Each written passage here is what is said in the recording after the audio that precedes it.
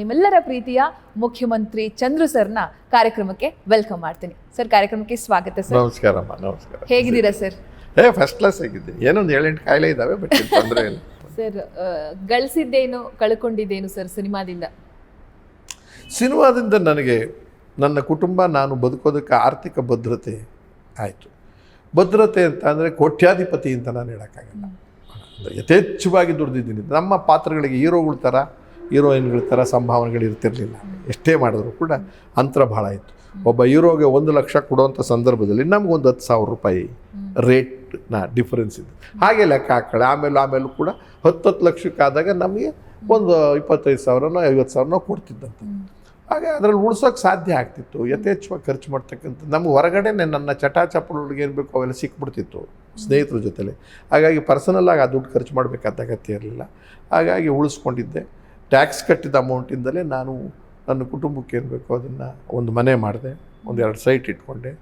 ಒಂದು ನನ್ನ ತಾತನ ಕಾಲದಿಂದ ಬಂದಂಥ 1 ಎಕರೆ ಜಮೀನಿದೆ. ನಾನೊಂದು 10 ಎಕರೆ ಜಮೀನು ತೊಗೊಂಡೆ, ತೋಟ ಮಾಡಿದ್ದೀನಿ. 2 ಮಕ್ಕಳಿದ್ದಾರೆ, 2 ಇಂಜಿನಿಯರ್ಸ್ ಮಾಡಿದ್ದೀನಿ. ಗಳಿಸಿದ್ದು ಭದ್ರತೆಯನ್ನು, ಬಟ್ ಪಾಪ್ಯುಲಾರಿಟಿ ಸಿನಿಮಾಯಿಂದ ನಾನು ದೊಡ್ಡ ಹೆಸರನ್ನು ಮಾಡೋಕ್ಕೆ ಸಾಧ್ಯ ಆಯಿತು. ಅದೆಲ್ಲಕ್ಕಿಂತ ಹೆಚ್ಚು ತೃಪ್ತಿ ಸಿಕ್ಕಿದ್ದು ಯಾವುದು ಅಂತ ಹೋದಾಗ ನಮಗೆ ಇದು ಗಳಿಸಿದ್ದು ಅಂದರೆ ಇವಾಗೇನು ಎಲ್ರಿಗೂ ಕೊಡೋವಂಥದ್ದೇನಿಲ್ಲ, ಬೇಡವಂಥ ಸ್ಥಿತಿಲೇನಿಲ್ಲ ಇದ್ದೀನಿ. ಇದ್ರ ಜೊತೆ ಒಳಗೆ ರಾಜಕಾರಣ ಮಾಡಿದೆ. ರಾಜಕಾರಣದಲ್ಲಿ ದುಡ್ಡು ಮಾಡಲಿಲ್ಲ, ದುಡ್ಡು ಮಾಡೋ ಆಸಕ್ತಿನೂ ನನಗಿರಲಿಲ್ಲ. ಒಂದು ಸಿನಿಮಾ ಜಗತ್ತಿನಲ್ಲಿ ಸಾಕಷ್ಟು ದುಡ್ಡನ್ನು ದುಡಿದೆ. ಟಿ ವಿನಲ್ಲಿ ಸಾಕಷ್ಟು ದುಡ್ಡು ನಾನು ಕೇಳೋದಷ್ಟು ಕೊಡೋಕ್ಕೆ ಆಗ್ತಿಲ್ಲದೆ ಇದ್ದಿದ್ದರಿಂದ ಅವ್ರಿಗೆ ಅನುಕೂಲ ಆಗಲಿ ಅಂತ, ಯಾರು ಮಾಡ್ತಾರೋ ಅವ್ರ ಜೊತೆ ಮಾಡ್ತಾರೋ ಅವ್ರಿಗೆ ಅನುಕೂಲ ಆಗಲಿ ಅಂತ ಮಾಡಿದೆ. ಅಲ್ಲೂ ಹಣ ತಗೊಂಡೆ, ಸುಳ್ಳು ಹೇಳಿ, ಈಗಲೂ ತೊಗೊತೀನಿ. ಅದನ್ನು ನಾಟಕದಲ್ಲಿ ನಾನೇ ಖರ್ಚು ಮಾಡ್ಕೊಂಡೋದೆ. ನಾಟಕದಲ್ಲಿ ದುಡ್ಡಿಲ್ಲ, ನಮ್ಗೆ ಮಾಡಬೇಕಾದ್ರೆ ಕಷ್ಟ ಆಗುತ್ತೆ, ಖರ್ಚು ಹುಟ್ಟೋದಿಲ್ಲ. ಅದು ಆ ಥರದ್ದು ಪಾಪ್ಯುಲಾರಿಟಿ ನಾಟಕಕ್ಕೆ ಇರಲ್ಲ. ಈಗ ನನ್ನ ಮುಖ್ಯಮಂತ್ರಿ ಸಕ್ಸಸ್ ಆಗಿರೋದ್ರಿಂದ ಆ ತಂಡ ಉಳಿಸ್ಬೇಕಾಗಿರೋದ್ರಿಂದ ಯಾವುದನ್ನ ಖರ್ಚಿಗೆ ತೊಂದರೆ ಆಯಿತು ಅಂದ್ರೆ ಆ ನಾಟಕ ಹಾಕೊಳ್ಳಿ, ಮಾಡಿ ಇನ್ನೊಂದಷ್ಟು ನಾಟಕ ಮಾಡಿ ಅಂತ ಅದನ್ನು ನಿರಂತರವಾಗಿ 45 ವರ್ಷದಿಂದ ಮಾಡ್ಕೊಂಡು ಬರ್ತಾಯಿದ್ದೀನಿ. 50 ವರ್ಷ ನನ್ನ ಜೀವನ ಆದರೂ 45 ವರ್ಷ ಆಯಿತು ನಾಟಕಕ್ಕೆ. ನಾನು ದೊಡ್ಡ ನಟ ಆಗಿ ಸಿನಿಮಾ ಆದರೂ, ದೊಡ್ಡ ಇದು ಪಾಪ್ಯುಲಾರಿಟಿ ಆದರೂ, MLA MLC ಆದರೂ ನಾಟಕ ಮಾಡೋದು ನಿಲ್ಲಿಸ್ತಿಲ್ಲ. ಅದು ನನ್ನ ಗೌರವ ಕೊಟ್ಟಂಥ ಜಾಗ. ಅದರಿಂದ ಖರ್ಚು ಮಾಡ್ಕೊಂಡು ಈಗ ನಿಮಗೆ 3 ದಿವಸದಿಂದ 2 ಶೋ ಮಾಡಿದೆ, ಹೌಸ್ಫುಲ್ ಶೋ ಆಯಿತು. ಇನ್ಯಾವುದೋ ನಾಟಕದಲ್ಲಿ ಏರುಪೇರು ಆಗುತ್ತಲ್ಲ, ಅದಕ್ಕೆಲ್ಲ ಖರ್ಚು ವೆಚ್ಚ. ಮುಂದಿನ ತಿಂಗಳಿದೆ 900ನೇ ಶೋ ಮಾಡಿದೆ. ಪ್ರತಿ ತಿಂಗಳು 45 ನಿರಂತರವಾಗಿ ಮಾಡ್ಕೊಂಡು ಅದರಲ್ಲಿ ಆತ್ಮತೃಪ್ತಿ ಸಿಕ್ತು ನಾಟಕದಲ್ಲಿ. ಇದು ಟಿ ವಿನಲ್ಲಿ ಕಳೆದೋಗದೆ ಇದ್ದೀನಿ ಜನಗಳ ಮಧ್ಯದಲ್ಲಿ. ಅಂದರೆ ಆ ಸಿನಿಮಾ ಟಿ ವಿ ಮಾಡ್ತಿರೋದ್ರಿಂದ ಚಂದ್ರು ಎಲ್ಲೋದ್ರು ಅಂದರೆ ಇಲ್ಲಿದ್ದಾರೆ ಪಾತ್ರ ಮಾಡ್ತಾರೆ. ಸಿನಿಮಾ ನನಗೆ ಕೈ ತುಂಬ ಹಣ ಕೊಡ್ತಕ್ಕಂಥ ಜಾಗ. ಈಗ ಸಾಕು ಅನಿಸಿದೆ, ಅದು ದುಡ್ದಿದ್ದು ಸಾಕು. ಬಟ್ ಸಿನಿಮಾದಲ್ಲೂ ಪಾತ್ರ ಸಿಕ್ಕಿದೆ. ನಾವು ಮಾಡೋವಷ್ಟು ಅದ್ಭುತವಾದ ಪಾತ್ರ ಸಿಕ್ಕೋಲ್ಲ, ನಾಟಕದಲ್ಲಿ ಸಿಕ್ಕಿದಷ್ಟು ಅದು ತೃಪ್ತಿ ಸಿಕ್ಕಿದೆ. ಇನ್ನೂ ಎಷ್ಟೋ ಮಾಡ್ಬೋದು. ನಾನೇನು ದೊಡ್ಡ ನಟ ಅಲ್ಲ. ಮಾಡೋ ಜಾಗದಲ್ಲಿ ಎಷ್ಟು ಬೇಕೋ ಅಚ್ಚುಕಟ್ಟಾಗಿ ಮಾಡೋಕ್ಕೆ ಪ್ರಯತ್ನ ಪಟ್ಟಿದ್ದೆ. ಆಮೇಲೆ ಎಲ್ಲ ಪಿಕ್ಚರು ನಾನು ಓಡೋದೋ ಇಲ್ಲ, ಅದು ಆ ಹೀರೋಯಿನ್ ಮೇಲೆ ಡಿಪೆಂಡ್ ಆಗುತ್ತೆ. 530-35 ಪಿಕ್ಚರ್ಗಳಾಗಿದ್ದಾವೆ. ಸೀರಿಯಲ್ ಈಗಲೂ ಒಂದು ಮಾಡ್ತಾಯಿದ್ದೀನಿ, ಭಾಗ್ಯಲಕ್ಷ್ಮಿ ಅಂತ. ಹಾಗೆ ನೀವು ಹೇಳಿದ ಗಳಿಸಿದ್ದೆಷ್ಟು ಗಳಿಸಿದ್ದು ಕೋಟಿ ಜನದ ಪ್ರೀತಿ ಗಳಿಸುತ್ತೇನೆ. ಇದು ಒಂದೇ ಅಲ್ಲ, ರಾಜ್ಯದಲ್ಲಿ ಒಂದೇ ಕಡೆ ಅಲ್ಲ, ಹೊರ ರಾಜ್ಯದಲ್ಲಿ, ಹೊರದೇಶದಲ್ಲಿ ಕನ್ನಡಿಗರು ಎಲ್ಲೆಲ್ಲಿದ್ದಾರೋ ಅಲ್ಲೆಲ್ಲರ ಮನಸ್ಸಿನಲ್ಲಿ ಇರೋಕ್ಕೆ ಪ್ರಯತ್ನ ಪಟ್ಟಿದ್ದೀನಿ. ಅದನ್ನಾಗೆ ಉಳಿಸ್ಕೊಳ್ತೀನಿ ಅಷ್ಟೇ. ಸರ್, 100% ನಿಮ್ಗೆ ಅವಮಾನಗಳಾಗಿರುತ್ತೆ. ಹೌದು. ಯಾಕಂದರೆ ಖಳನಾಯಕನಾಗಿ ಪಾತ್ರ ಮಾಡಿದಾಗ ಇವತ್ತಿಗೂ ಕೆಲವರು ಅದನ್ನು ರಿಯಲ್ ಅಂತ ನೋಡೋರೆ ಎಷ್ಟೋ ಜನ ಇದ್ದಾರೆ. ಹಳ್ಳಿ ಕಡೆ ಹೋದಾಗ ರಿಯಲ್ ಅನ್ನೋ ಥರ. ಸೊ ನೀವು ಈಗಾಗಲೇ ಹೇಳ್ತಾ ಇದ್ರಿ, ರೇಪ್ ಸೀನ್ ಥರ ಆ ಥರದ್ದು ನಟನೆ ಮಾಡಿದಾಗ, ಅದು ಇನ್ಯಾರನೋ ಕೊಲ್ಲೋ ಥರ, ಇನ್ನೊಂದು ಥರ ಏನೋ ಒಂದು ಆ್ಯಕ್ಟ್ ಮಾಡಿದಾಗೆಲ್ಲ ನೀವು ಹೊರಗೆ ಬಂದಾಗ ಜನ ನಿಮ್ಮನ್ನು ಟ್ರೀಟ್ ಮಾಡಿದ್ದು ಹೇಗೆ ಅಂತ ಹೇಳಿ. ಇದೊಂದು ವಿಶಿಷ್ಟವಾಗಿದೆ. ವಜ್ರಮುನಿಯವರು, ಉದಯ್ ಕುಮಾರ್ ಅವರು, ಡಿಕ್ಕಿ ಮಾಧವರಾವ್ ಅಂತ ನಮ್ಮ ದೊಡ್ಡ ನಟರಿಂದ, MP ಶಂಕರ್, ತೂಗುದೀಪ ಶ್ರೀನಿವಾಸ್, ದರ್ಶನ್ ತಂದೆ, ಸುದೀಪ್ ಅಲ್ಲ, ಆಮೇಲೆ ದಿನೇಶ್, ಇವರೆಲ್ಲರೂ ಪಾತ್ರ ಮಾಡ್ಕೊಂಬಂದಾಗ ನೀವು ಹೇಳಿದ್ದ ಎಫೆಕ್ಟೇ ಇತ್ತು. ನಾನು ಆವತ್ತಿನ ದಿವಸ ಅವ್ರನ್ನ ಯಾರನ್ನಾದ್ರೂ ಜಾತ್ರೆಯಲ್ಲಿ ಪಿಕ್ಚರ್ ನೋಡಿದಾಗ ಸಿಕ್ಬಿಟ್ರೆ ಹೊಡೆದ್ಬಿಡ್ಬೇಕು ಅವ್ರಿಗೆ ಅನ್ನೋ ಥರದಲ್ಲಿ ಅಭಿನಯ ಮಾಡಿದರು. ಅದು ಅಷ್ಟು ಕ್ರೂರವಾಗಿ ಪಾತ್ರಕ್ಕೆ ಅದ್ಭುತ ಮಾಡಿ, ಅದು ನಿಜನೇನೋ ಅನ್ನೋ ಭಾವನೆಯಲ್ಲಿ ಭಾಳ ನೀವು ಹೇಳಿದ್ ನಿಜ. ಬಟ್ ನಾನು ಶುರುವಾದ ಮೇಲೆ ಏನಾಯಿತು, ಆ ವಿಲನಿಕ್ ಸ್ಟೈಲ್ನೇ ಸ್ವಲ್ಪ ಚೇಂಜ್ ಮಾಡಿದೆ. ನನ್ನ ಮಾತಿಗೆ ಹೆಚ್ಚಿನ ಒತ್ತನ್ನು ಕೊಟ್ಟೆ, ಮಾತಿನಲ್ಲಿ ನಾಟಕ. ಆಮೇಲೆ ವಿಲ್ಲನ್ನು ಯಾಕೆ ಯಾವಾಗಲೂ ವಕ್ರವಾಗಿರಬೇಕು, ಕ್ರೂರವಾಗಿರಬೇಕು, ಇದೊಂದು ಮಾರ್ಕ್ ಇರಬೇಕು, ಒಂದು ಕತ್ತಿ ಇರಬೇಕು, ಅಟ್ಟಹಾಸವಾಗಿ ನಗಬೇಕು ಅನ್ನೋದನ್ನ ಚೇಂಜ್ ಮಾಡಿಕೊಂಡು ಬರೀ ಇವಾಗ ಅದಕ್ಕೆ ಚಕ್ರವ್ಯೂಹನೇ ನನಗೆ ಉದಾಹರಣೆ. ಚಕ್ರವ್ಯೂಹ ಒಂದು ದೊಡ್ಡ ವಿಲ್ಲನ್ನೇ, ನಾನು ಹೊಲಸು ಮಾಡ್ತಕ್ಕಂಥವನು. ಅದು ಸುಂದರವಾಗೇ ಇರ್ತೀನಿ.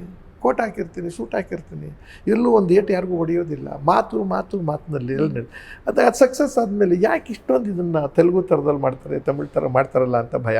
ಅವಾಗ ನಾನು ಪ್ರೊಡ್ಯೂಸರ್ಸ್ಗೆ ನಾನು ಸ್ವಲ್ಪ ಹೆಸರು ಮಾಡಿದ್ದಾದಮೇಲೆ ಬೇಡ್ರಿ, ನಾನು ವಿಲ್ಲನ್ನೇ ಕೆಟ್ಟದ್ದು ಮಾಡ್ತೀನಿ, ಜನ ಮೆಚ್ಚೋ ಥರನೂ ಮಾಡ್ತೀನಿ, ಅದು ಜನಕ್ಕೆ ಇವರೆಲ್ಲ ನಿಜ ಅಲ್ಲ ಅನ್ನೋ ಥರ ಮಾಡೋಕ್ಕೆ ಟ್ರೈ ಮಾಡೋಣ ಅಂತ ಮಾಡಿದ್ದಾದಮೇಲೆ ಆಮೇಲೆ ಅದಕ್ಕೆ ಸ್ವಲ್ಪ ಇದನ್ನು ಕೊಡೋಕ್ಕೆ ಶುರು ಮಾಡಿದೆ, ಹಾಸ್ಯ ಲೇಪನ. ವಿಲ್ಲನ್ನಲ್ಲೂ ಕೂಡ ಅವನಿಗೆ ಹಾಸ್ಯ ಪ್ರಜ್ಞೆ ಇರೋದಿಲ್ವಾ ವಿಲ್ಲನ್ಗೆ, ಕೆಟ್ಟವನಿಗೆ, ಅವನಿಗೂ ನಗು ಅನ್ನೋದಿರುತ್ತೆ, ಎಲ್ಲ ಶೃಂಗಾರ ರಸನೂ ಇರ್ತದಲ್ಲ. ಹಂಗೆ ಮಾಡಿ ಯಾವುದೋ ಒಂದು ಹಂತದಲ್ಲಿ ಜನಕ್ಕೆ ವಜ್ರಮುನಿಯವ್ರು ನೋಡಿದಾಗಲೂ, ಉದಯ್ ಕುಮಾರ್ ನೋಡಿದಾಗಲೂ, ಅವ್ರು ನೋಡಿದಾಗ ಎದುರ್ಕೊಂಡು ಅಷ್ಟು ನಡ್ಕೊಂಡು ಭಾಳ ಪ್ರೀತಿಯಿಂದ ನೀವು ಪಾತ್ರ ಮಾಡಿದ್ದೀರಿ ಅಂದರೆ ಎಲ್ಲೋ ಒಂದು ಕಡೆ ಜನಕ್ಕೆ ರಿಲೇಟ್ ಆಗೋ ಥರದಲ್ಲೂ ಕೂಡ ಅಭಿನಯನ ಮಾಡ್ಕೊಂಡು ಹೋಗಿದ್ದೀನಿ ಅಂತ ಕಾಣಿಸುತ್ತೆ. ಹಾಗಾಗಿ ಆ ಥರದ ಇಕ್ಕಟ್ಟಿಗೆ ಸಿಕ್ಕಾಕೊಂಡ್ಲೇ ಇಲ್ಲ ನಾನು. ನನ್ನ ಪಿಕ್ಚರ್ಗಳನ್ನ ಹೀರೋಗಳು ಬಂದು ಮುತ್ಕೊಳ್ಳೋಂಗೆ ನನ್ನನ್ನು ಮುತ್ಕೊಳ್ಳೋರು. ಮುಜುಗರ ಆಗಿದ್ದು ಅಂದರೆ ಸಿನಿಮಾ ನೋಡೋಕೆ ಹೋದಾಗ ಭಾಳ ಮುಜುಗರ ಆಗ್ತು. ಮನೆಯಲ್ಲಿ ಕಾಮಣ್ಣ, ಬೀದಿಲಿ ಶಾಮಣ್ಣ ಅಂತಲೇ ಒಂದು ಅಂಬರೀಷ್ ಪಿಕ್ಚರ್ ಮಾಡಿದ್ದೆ. ಅದರೊಳಗಡೆ ಯಾವುದೋ ಒಂದು ಪಿಕ್ಚರ್ ನೋಡೋದಕ್ಕೆ ನಂದಾ ಟಾಕೀಸ್ ಅಂತ ಇತ್ತು ಬೆಂಗಳೂರಿನಲ್ಲಿ. ಅಲ್ಲಿಗೆ ನಾನು, ನಮ್ಮಮ್ಮ, ನನ್ನ ಹೆಂಡತಿ ಇವನ್ನೆಲ್ಲ ಕರ್ಕೊಂಡು ಹೋಗ್ತಿದ್ದು. ಭಾಳ ಪಾಪ್ಯುಲರ್, ಆವಾಗಿನ್ನೂ 5-6 ವರ್ಷ ಆಗಿದೆ ನನ್ನ ಪಾಪ್ಯುಲಾರಿಟಿ ಆಗಿ. ಪಿಕ್ಚರ್ ಗುಂಪಲ್ಲಿ ಹೋಗ್ಬಿಟ್ಟೆ, ಬಾಲ್ಕನಿಲಿ ಕೂತ್ಬಿಟ್ಟಿದ್ದೀನಿ, ಹೆಂಗೋ ಗುರ್ತಿಡಿದ್ಬಿಟ್ಟಿದ್ದೆ, ಗುರ್ತು ಸಿಕ್ಕಿಲ್ಲ ಪಿಕ್ಚರ್ ನೋಡೋವರೆಗೂ. ಆ ಮಧ್ಯ ಇಂಟ್ರೋಲಿಗೆ ಮುಂಚೆ ಮಾತಾಡ್ತಾ ಇದ್ದಾರೆ, ನಾನು ಈ ಲೈನಲ್ಲಿ ನಾನು ನಮ್ಮಮ್ಮ ಎಲ್ಲ ಕೂತಿದ್ದೀವಿ, ಮುಂದ್ಗಡೆ ಹುಡುಗರು, ಭಾಳ ಬಡ್ಡೆ ಹುಡುಗರು ಅವರೆಲ್ಲ ಕೂತಿದ್ದಾರೆ. ಅವ್ರು ಸಿನಿಮಾ ನೋಡೋ ಹುಚ್ಚು, ನೋಡ್ತಾ ಅಂಬರೀಷಿ ಚಪ್ಪಾಳೆ, ನನಗೆ ಚಪ್ಪಾಳೆ ಎಲ್ಲ ಹೊಡಿತಾಯಿದ್ರು. ಆಮೇಲೆ ಎಲ್ಲೋ ಒಂದು ಕಡೆ ಇವನು ಯಾರೋ ಹೊಸ್ಬೇಕಣೋ, ಅವ್ನು ಭಾಳ ಚೆನ್ನಾಗಿ ಮಾಡ್ತಾನೆ, ಅವನ ಅಮ್ಮನ ನೋಡೋದು ಈ ಥರದ್ದೆಲ್ಲ ಮಾತಾಡೋದು ಶುರು ಮಾಡ್ಬೇಕು. ನಮ್ಮ ತಾಯಿಗೆ ಗಾಬರಿ ಆಗೋಯ್ತು, ಏನಿದು ಇಲ್ಲಮ್ಮ ಅದು ಪ್ರೀತಿಗೆ ಮಾತಾಡ್ಕೊಂತೀನಿ. ನಾನು ಹೇಳೋಂಗೂ ಇಲ್ವಲ್ಲ, ಈಗ ನಾನು ಇಲ್ಲಿದ್ದೀನಿ ಅಂತ. ಅವ್ರಿಗೆ ಭಯ, ನಿನ್ನ ಜೊತೆ ಪಿಕ್ಚರ್ಗೆ ಬರೋಲ್ಲಪ್ಪ, ಇದೇನಿದು ಎಲ್ಲರೂ ಬೀದಿಗೆ ತರ್ತಾರೆ ಅನ್ನೋ ಥರದಲ್ಲಿ ಆ ಥರದ್ದು ಇಶುಗುಸಿ ಮುಡಿಸಾಗೋಯ್ತು. ಇಂಟ್ರ್ಯೂವಲ್ನಲ್ಲಿ ಗೊತ್ತಾಗ್ಬಿಟ್ಟು ತಬ್ಕೊಂಡು ಕಿರ್ಚಾಡಿ ಅದೇ ಹುಡುಗರು. ಆಮೇಲೆ ಯಾರೋ ಪೊಲೀಸ್ನವ್ರನ್ನೆಲ್ಲ ಕರ್ಸ್ಕೊಂಡು ನನ್ನ ಆಚೆ ಕಳಿಸಿದ್ರು. ಅದೇ ಕೊನೆ ನನ್ನ ಜೊತೆಯಲ್ಲಿ ನನ್ನ ಹೆಂಡ್ತಿನೂ ಪಿಕ್ಚರಿಗೆ ಬರಲ್ಲ. ನಿಮ್ಮ ಮಕ್ಕಳು ಈ ಥರ ಸೀನ್ಗಳನ್ನ ಹೇಗೆ ನೋಡ್ತಾ ಇದ್ದಾರೆ? ಬೈದಿದ್ದಾರೆ. ಯಾವುದೋ ಒಂದು ಡ್ಯಾನ್ಸಿಗೆ ನನ್ನ ಹೆಂಡ್ತಿ ಕರ್ಕೊಂಬಂದ್ಬಿಟ್ರು. ಜ್ಯೋತಿಲಕ್ಷ್ಮಿ ಅವ್ರ ತಂಗಿ ಒಬ್ಬರು ಇದ್ರು, ಗೊತ್ತರ, ಅವ್ರ ಹೆಸರು ಮರ್ತೋಗಿದೆ, ಇರ್ತದೆ ಹೆಸರು, ಡ್ಯಾನ್ಸರ್, ದೊಡ್ಡ ಡ್ಯಾನ್ಸ್. ಅವರು ಐಟಮ್ ಸಾಂಗ್ನಲ್ಲಿ ನಾನು ವಿಲ್ಲನ್ನು. ಅದು ಆ ಬಟ್ಟೆ ಎಲ್ಲ ನೋಡ್ಬಿಟ್ಟು ನಮ್ಮ ಹುಡುಗ, ನನ್ನ ಹೆಂಡ್ತಿನ, ಅವ ನಡಿ ಆಚೆ ಹೋಗೋಣ ನೋಡೋಕ್ಕೆ ಬಂದಿದ್ರು, ಬೇಡ ನಡಿ ಅಂತ. ನೀನು ಇದನ್ನೆಲ್ಲ ನೋಡೋಕ್ಕೆ ಕರ್ಕೊಂಬಂದು, ಅಪ್ಪನಿಗೆ ಪಿಕ್ಚರ್ ಮಾಡಬೇಡ ಅಂತೇಳಿ, ದುಡ್ಡು ಇಲ್ದಿದ್ರು ಪರವಾಗಿಲ್ಲ, ಎಫೆಕ್ಟ್ ಬೀರಿತ್ತು ಅವನಿಗೆ. ಅವನು ಅಂದಿದ್ದ. ಈಗ ನಿಮ್ಮ ಸಾಧನೆ ನೋಡಿ ನಿಮ್ಮ ಜೊತೆ ಆ 2 ಗಂಡು ಮಕ್ಕಳು ಹೇಗಿದ್ದಾರೆ? ಭಾಳ ಮೆಚ್ಕೋತಾರೆ, ಇಂಜಿನಿಯರ್ಗಳಾಗಿದ್ದಾರೆ. ಒಬ್ಬ ಈ ಲೈನಿಗೆ ಬರೋ ಐಡಿಯಾ ಹಾಕ್ಕೊಂಡ. ಒಂದೇ ಒಂದು ಕಿವಿ ಮಾತು ಹೇಳಿದೆ, ನನ್ನ ಸಹಾಯ ಇಲ್ಲದೆ ಬರೋದಕ್ಕೆ ಟ್ರೈ ಮಾಡು, ನನ್ನ ಹೆಸರ ಮೇಲೆ ಬರೋಕ್ಕೆ ಹೋಗ್ಬೇಡ, ಟ್ಯಾಲೆಂಟ್ ತೋರಿಸ್ಕೊಂಡು ಬಾ, ನಿಂದು ಯಾವ ಫೀಲ್ಡ್ ಇದೆಯೋ ಅದಕ್ಕೆ ಟ್ಯಾಲೆಂಟ್ ತೋರಿಸ್ಕೊ ಅಂತ ಹೋದೆ. ಅದಕ್ಕೆ ಹೋಗಿ ಯಾಕೋ ಮುಜುಗರ ಆಯಿತು, ಅವ್ನಿಗೆ ಇರಿಸ್ಮುರ್ಸಾಯ್ತು. ಅವನ ನಾವು ಅನುಭವಿಸಿದ ಹ್ಯುಮಿಲಿಯೇಷನ್ಸ್ನೆಲ್ಲ ಆಗಲಿಲ್ಲ. ಸ್ಪೀಡ್ ಇದ್ರಲ್ಲ ಅವರು, ಇಂಜಿನಿಯರ್ ಬೇರೆ ಬಂದಿದ್ದು, ಬೇಡ ನಂದಲ್ಲ ಇದು ಫೀಲ್ಡು ಅಂತ ಅವನು ಬೇರೆ ಫ್ಯಾಕ್ಟ್ರಿ ಲೈನ್ ಕೊಟ್ಟದ. ಇನ್ನೊಬ್ಬ ಅದು ಲೈನ್ಗೆ ಹೋಗಲಿಲ್ಲ, ಅದರದ್ದು ಎಂಥದ್ದಿಲ್ಲ. ಈಗ ನಾನು ಪಾತ್ರ ಎಲ್ಲ ನಂದು ಟ್ರಾನ್ಸ್ಫಾರ್ಮ್ ಆಯಿತು. ಕೆಟ್ಟ ವಿಲ್ಲನ್ನಿಂದ ಕ್ಯಾರೆಕ್ಟ್ರಿಗೆ ಹೋದೆ, ಆ್ಯಕ್ಟಿಂಗ್, ಕಾಮಿಡಿಗೆ ಹೋಗ್ಬಿಟ್ಟೆ. ಈಗ ಎಲ್ಲ ಥರದ್ದು ವೆರೈಟೀಸ್ ಮಾಡಿದೆ. ನನ್ನ ಜನ ಇವತ್ತು ಆ ರೂಪದಲ್ಲಿ ನೋಡೋದೇ ಇಲ್ಲ. ಆ್ಯಂಡ್ ಒಬ್ಬ ಸಮಾಜಮುಖಿ ವ್ಯಕ್ತಿತ್ವ ಇದೆ. ಆಮೇಲೆ ನನ್ನ ಹೋರಾಟಗಳಿದ್ದಾವಲ್ಲ, ಕಾಸಿಗೆ ಓಡಾಡ್ತೀನಲ್ಲ, ಹೋರಾಟ, ಅನ್ಯಾಯ ಆಗಿದ್ದ ಕಡೆ ಹೋರಾಡೋದು ನೋಡಿದಾಗ ಸಮಾಜಮುಖಿ ವ್ಯಕ್ತಿ ಪಾತ್ರ ದುಡ್ಡಿಗೆ ಮಾಡ್ಕೊತಾ ಇದ್ದಾನೆ, ಆ ಥರ ತೊಗೊಂಡಿದ್ದಾನೆ. ಎಲ್ಲೋ ಒಂದು ಕಡೆ ಪ್ರಜ್ಞಾವಂತ ವ್ಯಕ್ತಿತ್ವ ಇವನಲ್ಲೂ ಇದೆ ಅನ್ನತಕ್ಕಂಥದ್ದು ಭಾವನೆಗೆ ಬಂತು. ಓಕೆ, ನಿಮ್ಮ ಪತ್ನಿಗೆ ನಿಮ್ಮ ಸಾಧನೆ ನೋಡಿ ಅವ್ರು ಎಷ್ಟು ಸಂಭ್ರಮಿಸಿದ್ದಾರೆ? ಆ್ಯಂಡ್ ನಿಮಗೇನಾದ್ರು ಕೊರಗಿದೆಯಾ? ನನ್ನಿಂದ ಅವ್ರಿಗಿದು ಈ ರೀತಿ ನೋವಾಗಿದೆ, ನನ್ನಿಂದ ಅವ್ರು ನೋವು ಪಟ್ಟರು? ಇಲ್ಲ, ಪ್ರಾರಂಭದಲ್ಲೇ ನಾನು ಮದುವೆ ಆಗಿ ಬರ್ತಿದ್ದಂಗೆ ಹೇಳಿದೆ, ವಯಸ್ಸಿಂದ ಹೇಳಿದೆ, ಮತ್ತೆ ಒಪ್ಪಿದ್ದಾಯಿತು. ಅದು ಬಂದಮೇಲೆ ನನ್ನ ಚಟಗಳನ್ನೂ ಅವ್ರಿಗೆ ಹೇಳಿಬಿಟ್ಟೆ, ಹೀಗಿದೆ ತಪ್ಪಂತೂ ತಿಳ್ಕೊಬಿಟ್ಟು. ನಾನು ಕೆಟ್ಟವನಲ್ಲ, ಅಭ್ಯಾಸ ಆಗೋಗಿದೆ, ನಿನಗೆ ಇಷ್ಟ ಇಲ್ಲದೆ ಇರ್ಬೋದು, ಬಿಡೋಕ್ಕೆ ಪ್ರಯತ್ನ ಮಾಡ್ತೀನಿ. ಆದರೆ ಹೆಣ್ಣುಮಕ್ಕಳ ವಿಚಾರದಲ್ಲಿ ವಿಪರೀತ ಗೌರವ ಇರೋನು ನಾನು. ನಿನಗೆ ಹೇಗೆ ಬೇಕೋ ಹಾಗೆ ಬದುಕಬೇಕು, ಅನುಮಾನಗಳಿರಬಾರ್ದು, ಗುಮಾನಿಗಳಿರಬಾರ್ದು. ಆಮೇಲೆ ನನ್ನ ಜೊತೆಲಿ ಹೆಣ್ಮಕ್ಳುಗಳು ಕಾರಲ್ಲಿ ಬರ್ತಾರೆ, ಹೋಗ್ತಾರೆ, ಕೂತ್ಕೋತಾರೆ, ಶೂಟಿಂಗ್ ಹೋಗ್ಬೇಕಾದ್ರೆ ಪಾತ್ರ ಮಾಡ್ತೀವಿ, ಹತ್ರದ ಸಂಬಂಧ ಇಟ್ಕೊಂಡು ಮಾತಾಡ್ತಿರ್ತೀವಿ. ಅದಕ್ಕೆ ಬೇರೆ ಸಂಬಂಧ ಇದೆ ಅಂತ ಕಲ್ಪಿಸ್ಕೋಬೇಡ ಅಂತ ಬಿಡಿಸಿ ಎಲ್ಲ ಹೇಳಿ ಅದು. ಅದಕ್ಕಿಂತ ಇನ್ನೊಂದು ಏನು ಮಾಡಿದೆ ಅಂದರೆ, ಬಾ ಶೂಟಿಂಗ್ ಹೋಗೋಣ ಅಂತ ಜೊತೆಲಿ ಕರ್ಕೊಂಡು ಹೋಗ್ತಾ ಇದ್ರಿ. ಜೊತೆಲಿ ಅವ್ರು ಕರ್ಕೊಂಡು ಹೋಗ್ತಾ ಬೇರೆ ಆರ್ಟಿಸ್ಟ್ಗಳು ಜೊತೆಲಿ ಕೂರಿಸ್ಕೊಂಡಾಗ ಅವರೆಲ್ಲ ಸ್ನೇಹಿತರೇ ಆಗ್ಬಿಟ್ರು. ಚಂದ್ರಣ್ಣ ಅಂತ ಅವ್ರು ನನ್ನ ಮಾತಾಡ್ಸೋರು, ಅಂಕಲ್ ನಂಗಂತ ಕೆಲವು ಮಾತಾಡ್ಸೋರು. ಅಲ್ಲಿ ಶೂಟಿಂಗ್ ಕೂತ್ಕೊಂಡಾಗಲೂ ಒಟ್ಟಿಗೆ ಊಟ ಮಾಡ್ತಿದ್ದು, ಬಡ್ದಾಡ್ಕೊಂಡು ಊಟ ಮಾಡ್ತಿದ್ದು, ವಾಪಸ್ ಗೌರು. ಆಮೇಲೆ ನಾನೇ ಕರ್ಕೊಂಡೋಗಿ ಬಿಡೋದಕ್ಕೂ ಕೂಡ ನನ್ನ ಜೊತೆಲೇ ಕಳಿಸೋರು. ಇದನ್ನು ರೆಗ್ಯುಲರಾಗಿ ಅವ್ರನ್ನ ಕರ್ಕೊಂಡೋಗಿ ಕೂರಿಸ್ಕೊಂಡ್ಬಿಟ್ಟಾಗ ನನ್ನ ಹತ್ರ ಆ ವೀಕ್ನೆಸ್ ಇಲ್ಲದೆ ಇದ್ದಿದ್ದರಿಂದ ಹಾಗಾಗಿ ಕಾನ್ಫಿಡೆನ್ಸ್ ಬಂದಿತ್ತು. ಆಮೇಲೆ ಇನ್ನೂ ಒಂದು ನಂಬಿಕೆ ಏನು ಬಂತು ಅಂತಂದರೆ, ಅವರೆಲ್ಲರೂ ನಮ್ಮ ಮನೆಗೆ ಬರೋಕ್ಕೆ ಶುರು ಮಾಡಿಬಿಟ್ರು. ನಾನೇ ಕರೆದ್ಬಿಡಿ, ಊಟಕ್ಕೆ ಬನ್ನಿ, ತಿಂಡಿಗೆ ಬನ್ನಿ. ನಾನು ಹೆಂಡ್ತಿದ್ರೋಲು, ಮಾನಭಂಗ ಮಾಡಿದವರು ಅವ್ರನ್ನೇ ಕರೆದ್ಬಿಡಿ. ಅವರು ಅಣ್ಣ ಏನಣ್ಣ ಚೆನ್ನಾಗಿದ್ದೀರಾ, ಹಾಗೆ ಹೀಗೆ. ಅವಾಗ ಅವರವರೇ ಮಾತಾಡಿ, ಇದು ಸಿನಿಮಾನ, ಇದೇನು ಕತೆ ಅಂತ. ಕೊನೆಗೆ ಒಂದು ದಿವಸ ಯಾವುದೋ ಒಂದು ಸಿನಿಮಾ ರೇಪ್ ಸೀನು ಅರ್ಜೆಂಟ್ ಇತ್ತು, ಗೊತ್ತಿಲ್ಲ ಆಕೆಗೆ, ನನ್ನ ಹೆಂಡ್ತಿಗೆ ನಡೆದಿದ್ದು ಹೇಳ್ಬಿಡ್ತೀನಿ. ಆ ಪಿಕ್ಚರ್ನಲ್ಲೇ ಒಂದು ಸೀನ್ ಬಾಕಿ ಇತ್ತು, ಬೇರೆ ಪಿಕ್ಚರ್ ಮಾಡ್ತಿದ್ದೆ. ಅವ್ರು ಫೋನ್ ಮಾಡಿ ಒಂದು ಸೀನ್ ಸಿಕ್ಕದೆ ಬೆಳಗ್ಗೆ 7:30 8:00 ತನಕ ಮುಗಿಸ್ಕೊಂಬಿಡ್ತೀನಿ ಸರ್ ಅಂತ. ಒಂದು ಸೀನು ಏನು ಅಂತ ಹೇಳಲಿಲ್ಲ. ಒಂದೇ ಸೀನ್ ಏನ್ರಿ, ಯಾವ್ದು ಮನೆ ಸೀನ್, ಮನೆನೇ. ಹಾಗಾದ್ರೆ ನಾವು ಕೇಳ್ತೀನಿ, ಪದ್ಮ ಒಂದು ಸೀನ್ ಇದೆಯಂತೆ, ನಾನು ಇನ್ನೊಂದು ಪಿಕ್ಚರ್ ಶೂಟಿಂಗ್ ಹೋಗ್ಬೇಕು, ಇಲ್ಲೇ ಬಂದು ಮಾಡ್ಕೊಂಡು ಹೋಗ್ಬಿಡ್ಲ ಅವರು ಯಾವುದಾನ ರೂಮಲ್ಲಿ ಅಂತ. ಮಾಡ್ಕೊಂಡು ಹೋಗ್ಲಿ ಬಿಡ್ರಿ, ಅದಕ್ಕೆ ನಿಮ್ಗೆ 2 ಪಿಕ್ಚರ್ದು ಕೆಲಸ ಮುಗಿಯುತ್ತಲ್ಲ, ಮಾಡ್ಕೊಳ್ಳಿ ಅಂತ ಅಂದರು. ಅಂದರೆ ಅವ್ರಿಗೆ ಇದು ಏನು ಸೀನು ಅಂತ ಗೊತ್ತಿಲ್ಲ. ಬಂದರು, ಒಳಗಡೆ ಬಂದರು, ಎಲ್ಲ ಕೂತ್ಕೊಂಡ್ರು, ನಮಸ್ಕಾರ ಆಗ್ತದೆ, ಪರಿಚಯ ಮಾಡಿದೆ, ಕಾಫಿ ಕೊಟ್ಟೆ. ಡ್ಯಾನ್ಸರು ಬಂದರು, ಅದು ಯಾರು ನಾನು ಮಾನಭಂಗ ಮಾಡ್ಬೇಕಾಯ್ತು ಹೆಂಗಸಿನ ಪಾತ್ರದವ್ರು ಬಂದು, ಅವ್ರಿಗೆ ಬಾಮ ಕೈಗೋಸ್ಕರ ಇವ್ರಿಗೆ ಪರಿಚಯ ಮಾಡಿದೆ. ನನ್ನ ಹೆಂಡತಿ ಜೊತೆ ಅವರು ಕಾಫಿ ಕುಡ್ಕೊಂಡ್ರು ಕೂತು.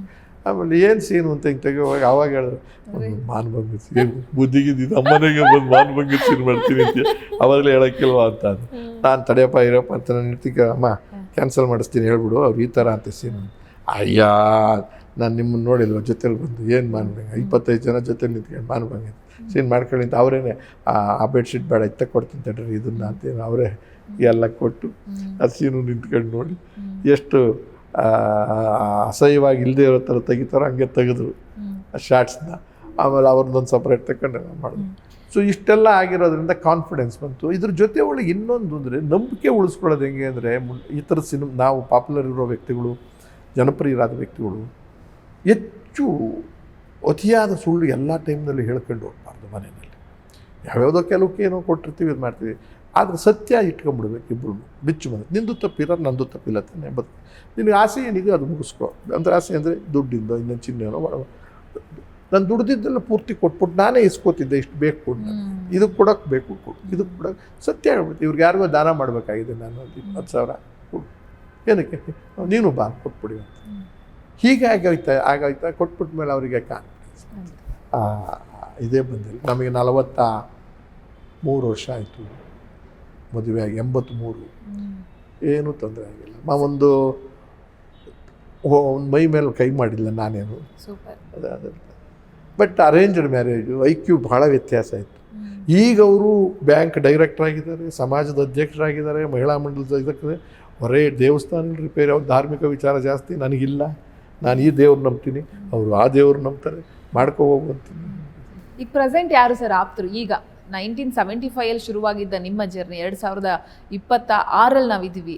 ಸೊ ಈಗ ಪ್ರೆಸೆಂಟ್ ನಿಮ್ಗೆ ಇಂಡಸ್ಟ್ರಿಯಲ್ಲಿ ಯಾರು ಇಷ್ಟ ಆಗ್ತಾರೆ ಅಂತ, ಆ್ಯಂಡ್ ನೀವು ಆಗ ಕಂಡ ಇಂಡಸ್ಟ್ರಿ, ಈಗ ಕಾಣ್ತಾ ಇರುವಂಥ ಇಂಡಸ್ಟ್ರಿಗೆ ಏನು ಬದಲಾವಣೆ? ಭಾಳ ಕಷ್ಟ ಹೇಳೋದು. ಅವತ್ತಿನ ಇದ್ದಂಥ ಗುಣಾತ್ಮಕವಾದಂಥ ವಾತಾವರಣ, ಆರೋಗ್ಯಕರವಾದಂಥ ವಾತಾವರಣ, ಆಮೇಲೆ ಬದ್ಧತೆ ಇದ್ದಂಥ ವಾತಾವರಣ ಹೋಗಿ ವ್ಯಾಪಾರೀಕರಣ ಜಾಸ್ತಿ ಆಗಿದೆ. ಅವತ್ತು ವ್ಯಾಪಾರೀಕರಣ ಆಗ್ತಿರಲಿಲ್ಲ. ಮನರಂಜನೆಯನ್ನು ಕೊಡಬೇಕು, ಆರೋಗ್ಯವಂತ ಸಮಾಜಮುಖಿಯಾದ ಸಿನಿಮಾಗಳನ್ನು ಮಾಡಬೇಕು, ಅದರಲ್ಲಿ ಪಾತ್ರ ಮಾಡಬೇಕು, ಜೀವ ತುಂಬಬೇಕು ಎಲ್ರಿಗೂ ಅಂತ ಇತ್ತು ನಮಗೆ. ಈಗ ಅದಾಗಿಲ್ಲ. ರಾತ್ರಿ ದುಡ್ಡು ಮಾಡೋದು ಹೇಗೆ, ಯಾವ ಥರದ್ದಾದರೂ ಅಶ್ಲೀಲ ಇರಲಿ, ಯಾವ ಥರದ್ದಾದರೂ ಕೆಟ್ಟದ್ದಿರಲಿ, ಆ ಥರದ್ದು ಬಂದಿದೆ. ಆಮೇಲೆ ಕಲಿಕೆಯ ಗ್ರಹಿಕೆ ಹೋಗಿದೆ, ಕಲಿತಾ ಇಲ್ಲ ಪಾತ್ರ ಮಾಡೋಕ್ಕೆ ಬರೋರು, ನುಗ್ಗುತ್ತಾ ಇದ್ದಾರೆ ದುಡ್ಡು ಮಾಡಬೇಕು ಅಂತ. ನಾನು ಬೈತಿಲ್ಲ, ಇವತ್ತಿನ ಕಾಲಘಟ್ಟಕ್ಕೆ ಅವರಿದ್ದಾರೆ. ಆ ಬದಲಾವಣೆಯನ್ನು ಕಂಡಿದ್ದೀವಿ. ನಂದು ಒಂದು switch on switch off character. ಈಗ ನಾನು ಮದುವೆಯಾಗಿ 43 ವರ್ಷ ಆಯಿತು. ನನ್ನ ಹೆಂಡ್ತಿ ಇಲ್ಲಿದ್ದಾರಾ? ಅಲ್ಲ ಇದ್ದಾರಾ? ನಿಮ್ಮನ್ನು ಕೇಳ್ತಾ ಇದ್ದೀನಿ. ಇಲ್ಲಿದ್ದಾರಾ? ನನ್ನ ಮಕ್ಕಳಿದ್ದಾರಾ? ನನ್ನ ಸ್ನೇಹಿತರಿದ್ದಾರಾ? ಈಗ ಯಾರು ನನ್ನ ಸ್ನೇಹಿತರು? ಅವರು ಕಾಣ್ತೀರ, ಅಥವಾ ಇಲ್ಲಿ ನನಗೆ ಕಾಫಿ ಕೊಡೋನು, ತಿಂಡಿ ಕೊಡು. ಸೊ ಇವರೇ ಆಪ್ತರು ನನಗೆ. ಆ ಸಂದರ್ಭದಲ್ಲಿ ಯಾರು ಇರ್ತಾರೋ ಅವರೇ ಆಪ್ತರು. ಮರಿತಾ ಇರ್ತೇನೆ ಹಳೆ ಸಿನಿಮಾಗಳು. ಹೇಗೆ ಅನ್ಸುತ್ತೆ ಸರ್ ನಿಮ್ಗೆ ಈಗ ನೋಡುವಾಗ? ಇಲ್ಲ, ನಾನಿವಾಗ ಸಿನಿಮಾನೇ ನೋಡಲ್ಲ, ಅದು ಬೇರೆ ವಿಚಾರ. ನಂದು ಅಂತಲ್ಲ, ಯಾವ ಸಿನಿಮಾನೂ ನೋಡಲ್ಲ. ನಾನು ಮುಂಚೆ ನೋಡ್ತಿದ್ದು ಲಾರಲ್ ಆರ್ಡಿ, ಚಾರ್ಲಿ ಚಾಪ್ಲಿನ್, ಇಂಗ್ಲೀಷ್ ಮುಚ್ಚುಗಳದ್ದು ಅವು. ಆಮೇಲೆ ನರಸಿಂಹರಾಜು, ಬಾಲಣ್ಣ ಮಾಡ್ತಿದ್ದು ಇನ್ಫ್ಲೂಯೆನ್ಸ್ ಆಗಿದ್ದು. ಈ ಕಣ್ಣು ಹೋದ್ಮೇಲೆ ನನಗೆ ಆಕ್ಸಿಡೆಂಟ್ ಆಗಿ ಕಣ್ಣು ಹೊಟ್ಟೋಯ್ತು ಶೂಟಿಂಗ್ನಲ್ಲಿ. ಬುಲೆಟ್ ಹೋಗ್ಬಿಟ್ಟು ಸುಟ್ಟೋಯ್ತು, ರೆಟಿನಾ ಇಲ್ಲ. ಈ ಕಣ್ಣಲ್ಲಿ ಸ್ಟ್ರೈನ್ ಆಗುತ್ತೆ ನೋಡೋಕ್ಕೆ, ಸಿನಿಮಾ ನೋಡಲ್ಲ, ಕೇಳಿ ತಿಳ್ಕೊತೀನಿ. ಭಾಳ ಒಳ್ಳೆ ಸಿನಿಮಾಗಳು ಕಡಿಮೆ ಆಗಿದ್ದಾವೆ, ವೇಗ ಜಾಸ್ತಿ ಆಗಿದೆ. ಯಂಗ್ಸ್ಟರ್ಸು ಯಾವುದೋ ಒಂದು ಕ್ಯಾಟಗರಿ ಜನಕ್ಕೆ ಮೆಚ್ಚೋಕ್ಕೋಸ್ಕರ ಅಸಾಧ್ಯವಾದದ್ದು ಅಸಹ್ಯವಾದದ್ದು ಜಾಸ್ತಿ ಮಾಡಿಬಿಟ್ಟಿದ್ದೀವಿ. ಒಳ್ಳೆಯದು. ಹಾರ್ಟು ಅವಾಗಲೇ ಹೇಳ್ತಾ ಇದ್ದೆ ಸರ್ಜರಿ ಮಾಡಿದ್ದು, ಹಣ್ಣು ಕುಯ್ದಿದ್ದಾರೆ ನನ್ನ. ಹೇಗಿತ್ತು ಸರ್ ಆ ಟೈಮು? ಭಾಳ ಕಷ್ಟ. ಈಗ ಹೇಳೋವಾಗ ಒಂದು ರೀತಿಯಲ್ಲಿ ಹೇಳ್ತೀನಿ, ಅವತ್ತಿನ ದಿವಸ ನನಗೂ ಮನುಷ್ಯನಾಗಿ ಇರ್ತೀನಲ್ಲ. ನಾಟಕ ಮಾಡ್ತಾಯಿದ್ದೆ ಚೌಡಯ್ಯ ಮೆಮೋರಿಯಲ್ ಹಾಲ್ನಲ್ಲಿ, ಮುಖ್ಯಮಂತ್ರಿ ನಾಟಕ 2019 ಕೋವಿಡ್ಗಿಂತ ಮುಂಚೆ. ಆಗ ಭಾಳ ಹಿಂದಿನ ದಿವಸ 2 ದಿವಸ ಏನೋ ನೋವಾಗಿದ್ದಿಲ್ಲ, ಎಲ್ಲ ನೋವಾಗಿದೆ, ಉಸಿರಾಟಕ್ಕೆ ತೊಂದರೆ ಆಗಿತ್ತು. ನಾನು ಗ್ಯಾಸ್ ಆಗ್ತಿರ್ತೈತೆ ಆಕೆ ಅದಕ್ಕೆ ಪ್ಯಾಂಡಿ ಇಂಥದ್ದೇನೋ ತೊಗೊಂಡು ಸುಧಾರಿಸ್ಕೊತಿದ್ದೆ. ಹಂಗೆ ಆಗಿತ್ತು. ನನ್ನ ಹೆಂಡ್ತಿಗೆ ಹೇಳಿದೆ, ಸರಿ ನಾಳೆಗೆಲ್ಲ ತೋರಿಸ್ರಿ ಅಂತ. ಅದು ತೋರಿಸೋಣ ಬಿಡಮ್ಮ ಅಂತ ಮಲ್ಕೊಂಡೆ, ನಿದ್ದೆ ಬಂತು. ನೆಕ್ಸ್ಟ್ ನಾಟಕ ಆಡ್ತಾ ನನ್ನ ದೃಷ್ಟಿಗೆ ಕೊನೆ ತನಕ ಸುಮ್ಮನೆ ಕೊನೆ ತನಕ ಸುಸ್ತೇ ಆಗೋಯ್ತು. ನಿಂತ್ಕೊಂಡು ನಮಸ್ಕಾರ ಹಾಕೋಕ್ಕಾಗಿಲ್ಲ, ಹೌಸ್ಫುಲ್ ಇತ್ತು, ಚಪ್ಪಾಳೆ ಹೊಡೆದ್ರು. ನಾನು ಕ್ಷಮಿಸಿ, ನಾನು ಕೂತ್ಕೋತಾ ಇದ್ದೀನಿ, ಏನು ಬೇಜಾರು ಮಾಡ್ಕೊಬೇಡಿ ಅಂತ ಕೂತ್ಕೊಂಡು ಈ ಥರ ತೊಂದರೆ ಇದೆ ಅಂತ ನಮಸ್ಕಾರ ಹೊಡೆದೆ. ಮೇಕಪ್ ಹೋಗ್ತಿದ್ದಂಗೆ, ಎಲ್ಲ ಅಳ್ಸೋಕ್ಕೆ ಮೇಕಪ್ ರೂಮ್ಗೆ ಹೋಗ್ತಿದ್ದಂಗೆ ನನಗೆ ಸಮಥಿಂಗ್ ಸಿಮ್ಟಮ್ಸ್ ಬೇರೆ ಥರ ಕಾಣಿಸ್ತು. ಆಸ್ಪತ್ರೆಗೆ ಹೋಗ್ಬಿಡ ನಡ್ರಿ ಅಂತ ಅಂದ್ಬಿಟ್ಟು ಆವಾಗಲೇ ಬೆಂಗಳೂರಿನಲ್ಲೇ ಆಗಿತ್ತು. ಜಯದೇವ ಹಾಸ್ಪಿಟ್ಲ್ ಇದೆ, ನಮ್ಮ ದೇವೇಗೌಡರ ಹಳ್ಳಿಯ ಮಂಜುನಾಥ್ ಅವರು ಡೈರೆಕ್ಟರ್ ಆಗಿದ್ದರು. ಅಲ್ಲಿಗೆ ಓಡೋದೆ. ಅವರೆಲ್ಲೋ ಇದ್ದವ್ರು ಫೋನ್ ಮಾಡಿ ಅರ್ಜೆಂಟಾಗಿ ಎಲ್ಲೆಲ್ಲೋ ಬಂದರು, ಸಿಕ್ಕಿದ್ರು. ನೋಡಿಬಿಟ್ಟು ಬೆಳಿಗ್ಗೆ ಅರ್ಜೆಂಟ್ ಟೆಂಪ್ರರಿ ಒಂದು ಮಾತ್ರೆ ಕೊಟ್ಟಿರ್ತೀನಿ, ನಾಳೆ ಬನ್ನಿ ಅಂತಂದರು. ಬಂದಾಗ ಆಂಜಿಯೋ ಮಾಡ್ತಾರಲ್ಲ, ಆಂಜಿಯೋ ಮಾಡಿ ನೋಡಿದಾಗ ಎಲ್ಲ ವೇನ್ಸು ಬ್ಲಾಕ್ ಆಗ್ಬಿಟ್ಟಿತ್ತು. 85 ಆ್ಯಂಡ್ ಅಬೌವ್ 95% ರಿಸ್ಕಲ್ಲಿತ್ತು. ಇಮ್ಮಿಡಿಯೇಟಾಗಿ ಡಿಸಿಷನ್ ತೊಗೊಳ್ಳೋಣ ಚಂದ್ರು. ಇದು ಇಟ್ ಈಸ್ ನಾಟ್ ಸ್ಟಂಟ್ ಹಾಕೋಕ್ಕಾಗಲ್ಲ, ಬೇರೆ ಓಪನ್ ಹಾರ್ಟ್ ಸರ್ಜರಿನೇ ಆಗಬೇಕು.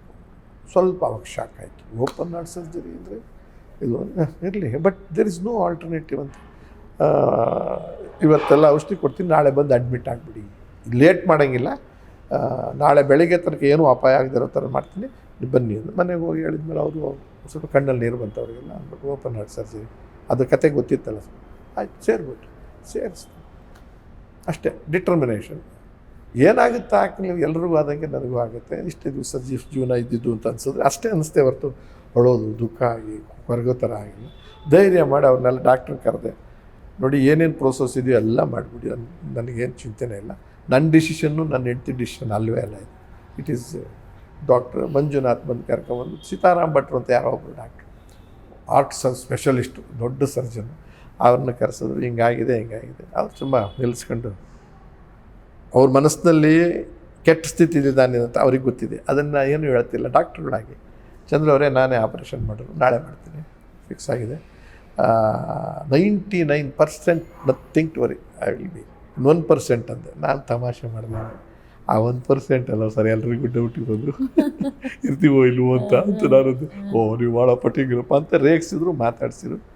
ಮನೆಯವ್ರನ್ನೆಲ್ಲ ಕರೆಸಿ, ಏನಾಗುತ್ತೆ ಯಾರು ಹೆದರ್ಕೋಬೇಡಿ. ನನ್ನ ತಮ್ಮ ಒಬ್ಬ ಡಾಕ್ಟ್ರ್ ಇದ್ದ, ಅವನು ಬಂದಿದ್ದ, ಅವನು ಹೇಳ್ದ, ಅವನಿಗೆ ಗೊತ್ತಿತ್ತು ನನ್ನ ಕಿವಿನಲ್ಲಿ ಧೈರ್ಯ ತಗೊಳ್ಳಿ, ನಾನು ಇರ್ತೀನಿ ಅಂತ ಹೇಳ್ದ. ನನಗೆ ಪಕ್ಕ ಹೇಳಿರಲಿಲ್ಲ ಕೆಟ್ಟ ಸ್ಥಿತಿ ಇದೆ ಅಂತ, ಅಂದರೆ ಎನಿಥಿಂಗ್ ಮೇ ಹ್ಯಾಪನ್ ಅನ್ನೋ ಥರ. ಆಪ್ರೇಷನ್ಗೆ ಕರ್ಕೊಂಡು ಹೋಗ್ಬೇಕಾದ್ರೆ ನನ್ನ ಹೆಂಡ್ತಿ ನನ್ನ ಮಕ್ಕಳೆಲ್ಲ ಬಂದರು, ಮಾತಾಡಿಸಿ ತಮಾಷೆ ಮಾಡಿದೆ ಹೆಂಗೂ ಅವರಿಗೆಲ್ಲ. ಒಳಗಡೆ ಹೋಗ್ತೀನಿ, ಆಮೇಲೆ ಆಚೆಗೆ ಬಂದರೆ ಎದ್ದಿದ್ರೆ ಮಾತಾಡಿಸ್ತೀನಿ, ಇಲ್ದಿದ್ರೆ ಫೋಟೋಗೆ ಹೋಗ್ತೀನಿ, ತಲೆ ಕೆಡ್ಸ್ಕೊಬೇಡಿ ಅಂತ ಹಿಂಗೆಲ್ಲ ರೇಗಿಸಿ ನನ್ನ ಹೆಂಡ್ತಿ ಹತ್ಕೊಂಡು ಅಷ್ಟೇ ಆಗಿದ್ದು. ಒಳಗಡೆ ಹೋಗಿ 4:30 ಗಂಟೆ ಆಪ್ರೇಷನ್ನು, 12 ಗಂಟೆ ತನಕ ಪ್ರಜ್ಞೆ ಬರಲಿಲ್ಲ. ಇಲ್ಲಿ ಕುಯ್ದಿದ್ದಾರೆ, ಇದನ್ನು 2 ಓಪನ್ ಮಾಡಿ ಆರ್ಟ್ ತೆಗೆದು ಅದು ಪೂರ್ತಿ ಇದು ಮಾಡಿ, ಇಲ್ಲಿ ಈ ನರ ಇದೆಯಲ್ಲ ಇಲ್ಲಿಂದ ಇಲ್ಲಿಗೆ ತೆಗೆದು ಅದನ್ನು ನರದಲ್ಲಿ ಬೈಪಾಸ್ ಹಾಕಿದ್ದಾರೆ ಎಲ್ಲ. ಆಗಲೇ 7 ಇಯರ್ಸ್ ಆಗೋಯ್ತು. ಅದೊಂದು ಇನ್ಸಿಡೆಂಟ್ಸ್ ನಿಮಗೆ ಹೇಳ್ಕೊಳಕ್ಕೆ ಇವಾಗ ಈ ಥರ ಆಗುತ್ತೆ. ಧೈರ್ಯ ಎಲ್ರಿಗೂ ಬರಲಿ ಅಂತ ಹೇಳ್ತೀನಿ. ಇಷ್ಟೆಲ್ಲ ಆದರೂ ಕೂಡ ಆಮೇಲೆ ನಾಟಕ ಮಾಡ್ಬೇಕು ಹೋಗಿ ಸರ್, ಲಂಡನ್ಗೆ ಹೋಗ್ಬೇಕಾಗಿತ್ತು, ಟಿಕೆಟ್ ಬುಕ್ ಆಗೋಗಿತ್ತು. ಡಾಕ್ಟ್ರ್ ಯಾವುದೇ ಕಾರಣಕ್ಕೂ ಹೋಗೋಕ್ಕಾಗಲ್ಲ, 2 ತಿಂಗಳು ಮಾಡಬೇಡಿ, ಕ್ಯಾನ್ಸಲ್ ಮಾಡಿದ್ರೆ ಕೇಳಿದೆ, ಈಗ ಮಾಡ್ಬೋದು ನೀವು, 3 ತಿಂಗಳು ಕಳೆದಿದೆ, ನೀವು ನಾಟಕ ಮಾಡಿ, ಆದರೆ ಸಿಕ್ಕಾಬಿಟ್ಟೆ ಎಮೋಷನಲ್ಲಾಗಿ ಮಾಡಬೇಡಿ, ನಾವು ಅಲ್ದು ಎಲ್ಲ ರೆಡಿ ಮಾಡಿದ್ದೀವಿ ಅಂದರೆ. ಏನಪ್ಪ ನಾಟಕ ಹೆಂಗೆ ಮಾಡೋದು ಅಂತ ಅಂದ್ಕೊಂಡು ಆಮೇಲೆ ಧೈರ್ಯ ಮಾಡಿ ಹೋದೆ. ಆ 30 ಜನ ಯಾರ್ಯಾರು ಆಸ್ಪತ್ರೆಯಲ್ಲಿ ನನಗೆ ಹೆಲ್ಪ್ ಮಾಡಿದ್ರು, ಇದನ್ನು ಮಾಡಿದೋನಿಂದ ಹಿಡಿದು ಜವಾನಿಂದ ಹಿಡಿದು ಸ್ನಾನ ಮಾಡಿಸ್ತಾರಿಂದ ಡಾಕ್ಟ್ರುಗಳನ್ನೆಲ್ಲ ಕರೆಸ್ತೆ, ನಾಟಕಕ್ಕೆ ಕೂರಿಸ್ತೆ ರಂಗಶಂಕರದಲ್ಲಿ. ಆಮೇಲೆ ಧೈರ್ಯ ಅಂದ್ರೆ ಇವ್ರು ಎಲ್ಲ ಇದ್ದಾರೆ ಏನಾದರೂ ಕರ್ಕೊಂಡು ಹೋಗ್ತಾರೆ ಅಂತ ಮಾಮೂಲಿ ಸ್ಟೈಲಲ್ಲಿ ನಾಟಕ ಮಾಡ್ತಾರೆ ಎಲ್ಲ ಕ್ಲಾಸ್ ಒಂದು ಚಪ್ಪಾಳೆ ಅವ್ರಿಗೂ ಕರೆಸಿ ಹಾರ ಹಾಕ್ಸ್ತಾರೆ. ಆಮೇಲೆ ನಿಮ್ಮ ಕಾನ್ಫಿಡೆನ್ಸು ನಿಮ್ಮ ಧೈರ್ಯಕ್ಕೆ ಮೆಚ್ಚಬೇಕು, ಎಲ್ಲಿ ಬೇಕಾದ್ರೂ ಹೋಗಿ ಆಡ್ಕೊಳ್ಳಿ ಈಗ ಅಂತ. ಅದಾದಮೇಲೆ ಒಂದು 150 ನಾಟಕ ಮಾಡಿದ್ದೀನಿ, ಶೋ ಮಾಡಿದ್ದೀನಿ. ಸರ್, ನಿಮ್ಮ ಜರ್ನಿ ಐ ಥಿಂಕ್ ಇಡೀ ದಿನ ಕೂತ್ರೂ ಅಥವಾ ಒಂದು 10 ದಿನ ಕೂತ್ರೂ ಮುಗಿಲ್ಲ, ಅಷ್ಟು ದೊಡ್ಡ ಜರ್ನಿ ನಿಮ್ಮದು.